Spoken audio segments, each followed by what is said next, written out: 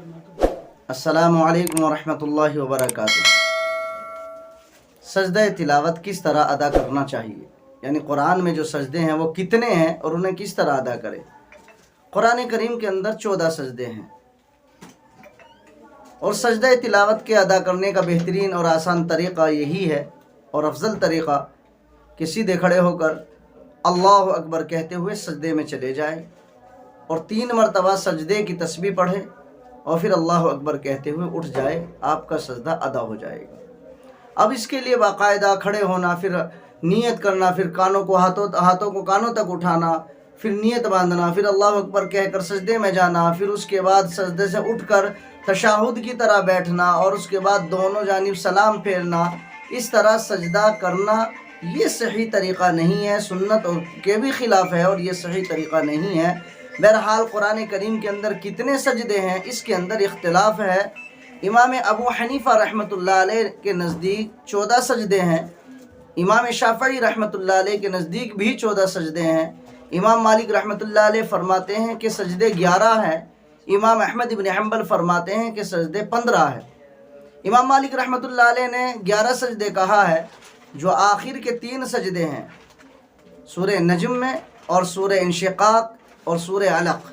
وہ فرماتے ہیں یہ مفصلات میں سے ہے، چھوٹی چھوٹی آیتوں والی صورتیں ہیں، اور یہ مکی دور میں یہ سجدے کیے جاتے تھے، مدنی دور میں منسوخ ہو گئے، لہذا سجدے 11 ہیں۔ امام شافعی رحمۃ اللہ علیہ فرماتے ہیں سورہ حج کے اندر 2 سجدے ہیں اور سورہ صاد کے اندر سجدہ ہے ہی نہیں۔ یہاں امام ابو حنیفہ اور امام شافعی کا اختلاف ہوا، لہذا انہوں نے سورہ صاد کے سجدے کو نہیں مانا اور سورہ حج کے دونوں سجدوں کو لیا ہے، تو ان کے نزدیک بھی 14 سجدے ہیں۔ امام ابو حنیفہ رحمۃ اللہ علیہ فرماتے ہیں کہ سجدے 14 ہے، سورہ صاد میں سجدہ ہے، اور سورہ حج کا جو دوسرا سجدہ ہے وہ سجدہ تلاوت میں سے نہیں ہے، وہ سجدہ نماز میں سے ہے، اس کی تفصیلی تذکرہ ہے، وہ بہرحال یہاں بتانا موضوع نہیں ہے۔ اور تیسری بات، امام ابو حنیفہ کے نزدیک بھی 14 سجدے ہو گئے، امام احمد بن حنبل کے نزدیک سجدے 15 ہیں۔ انہوں نے کہا ہے کہ سورہ صاد میں بھی سجدہ ہے اور سورہ حج کے 2 سجدے ہیں، لہذا انہوں نے 15 سجدے لیے ہیں، لہذا یہ اختلاف امام اربعہ کا ہے۔ بہرحال ہمیں حنفیہ کے مسلک کے تحت 14 سجدے ادا کرنے ہیں، اور وہ 14 سجدے ادا کرنے کا آسان طریقہ یہی ہے۔